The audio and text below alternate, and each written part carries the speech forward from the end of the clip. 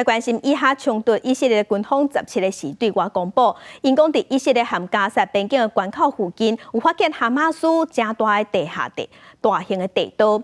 这地道是看，唔那车会当驶，而且阁有4公里长，也阁含真侪地下通道有相接，会当运送人员和物资。 过境关口艾瑞兹外口的铁门被炸出一个大坑，内底也一片乌麻麻。以色列军方17公布，以色列加加沙的关口艾瑞兹附近发现武装组织哈马斯上大地道。Erez crossing is just behind this wall. You can see over there. This is Erez terminal. You see the roof of Erez terminal. The second place or the second spot they have tried to invade the base is here. You can see that they tried to explode the wall. They didn't succeed. 这地道离关口差不多400公尺，起伫一间车库的正下边，和以色列无人机甲卫星监测袂到。地道内底看到因火车通过，佮连接真侪加沙其他地道。为内部的电线、排水管道甲网络来看，至少用几年时间起的，佮用安尼运送人员甲物资。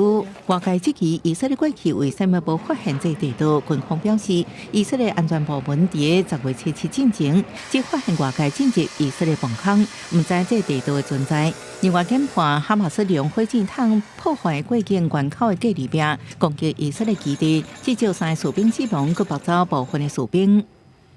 That was meant to do a terror attack on the Erez crossing. של תוואי המנהרה. זהו פרויקט דגל של החמאס.